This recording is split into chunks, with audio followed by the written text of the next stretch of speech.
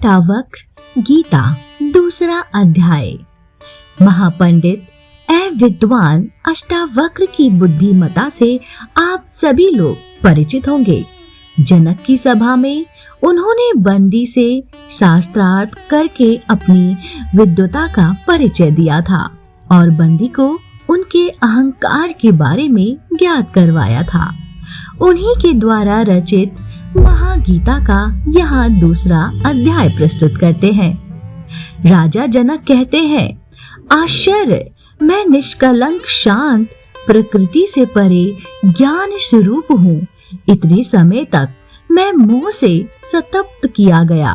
जिस प्रकार मैं इस शरीर को प्रकाशित करता हूँ, उसी प्रकार इस विश्व को भी। अतः मैं ये समस्त विश्व ही हूँ अथवा कुछ भी नहीं।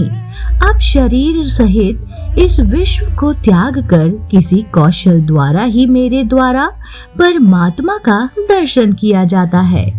जिस प्रकार पानी लहर, फेन और बुलबुले से पृथक नहीं है, उसी प्रकार आत्मा भी स्वयं से निकले इस विश्व से अलग नहीं है।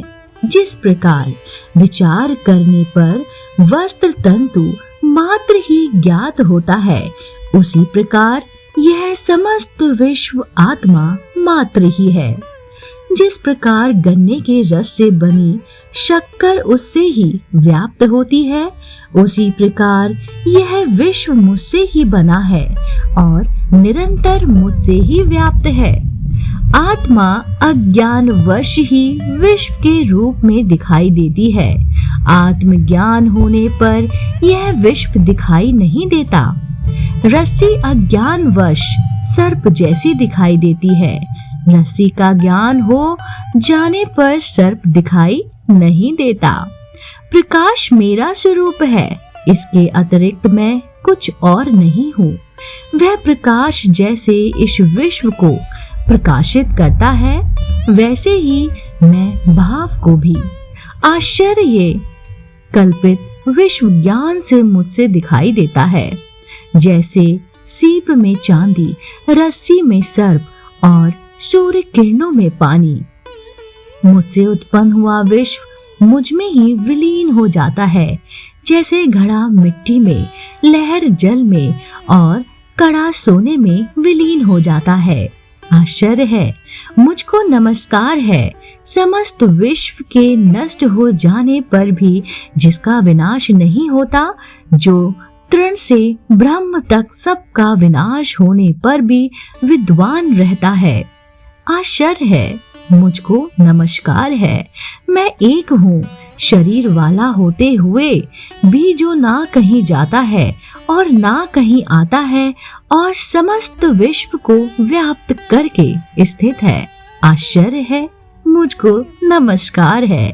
जो कुशल है और जिसके समान कोई और नहीं है, जिसे इस शरीर को बिना स्पर्श करते हुए इस विश्व को अनादि काल से धारण किया हुआ है।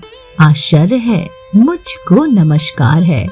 जिसका यह कुछ भी नहीं है अथवा जो भी वाणी और मन से समझ में आता है, वह सब जिसका है। ज्ञान, ज्ञेय और ज्ञाता, यह तीनों वास्तव में नहीं है। यह जो अज्ञानवश दिखाई देता है, वह निष्कलंक मैं ही हूँ। द्वैत सभी दुखों का मूल कारण है। इसी के अतिरिक्त कोई और औषधि नहीं है कि यह सबको दिखाई दे रहा है और सब असत्य है। मैं एक चैतन्य और निर्मल हूँ। मैं केवल ज्ञान स्वरूप, अज्ञान से ही मेरे द्वारा स्वयं में अन्य गुण कल्पित किए गए हैं। ऐसा विचार करके मैं सनातन और कारण रहित रूप से स्थित हूँ। ना मुझे कोई बंधन है और ना कोई मुक्ति का भ्रम। मैं शांत और आश्रय रहित हूँ। मुझ में स्थित यह विश्व भी वस्तुत मुझ में स्थित नहीं है। यह निश्चय है कि इस शरीर सहित ये विश्व आसक्ति विहीन है। केवल शुद्ध चैतन्य आत्मा का ही अस्तित्व है। अब इसमें क्या कल्पना की जाए। शरीर, स्वर्ग, नर्क, बंधन, मोक्ष और भय, यह सब संकल्प मात्र ही है। इससे मुझे चैतन्य स्वरूप का क्या प्रयोजन है? आश्चर्य कि मैं लोगों के समूह में भी दूसरों को नहीं देखता हूँ, वह भी निर्जन ही प्रतीत होता है। अब मैं किससे मुंह करूं? ना मैं शरीर हूँ, ना ये शरीर ही मेरा है, ना मैं जीव हूँ, मैं चैतन्य हूँ। मेरे अंदर जीने की इच्छा ही मेरा बंधन है। आश्चर्य, मुझ अनंत महासागर में चित्तवायु उठने पर ब्रह्मांड रूपी विचित्र तरंगें उपस्थित हो जाती हैं। मुझ अनंत महासागर में चित्तवायु के शांत होने पर जीव रूपी वाणिक का संसार रूपी जहाज जैसे दुर्भाग्य से नष्ट हो जाता है। आश्चर्य, आश्चर्य, मुझ अनंत महासागर में जीव रूपी लहरें उत्पन्न होती हैं, मिलती हैं, खेलती हैं और स्वभाव से मुझ में प्रवेश कर जाती हैं।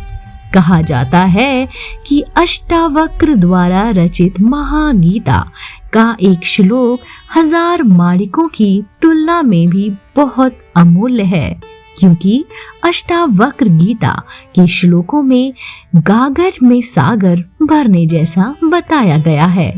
लोकहित के लिए गीता बहुत ही महत्वपूर्ण ग्रंथ है, जिसे पढ़ना आवश्यक है।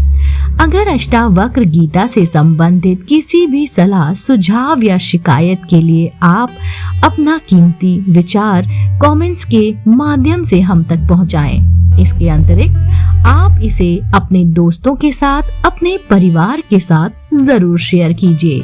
मैं आपको मिलती हूँ जल्द ही इसी चैनल पर अगले अध्याय के साथ। आप देखते रहिए, जुड़े रहिए आपके अपने पसंदीदा YouTube चैनल अध्यात्म कहानियों से।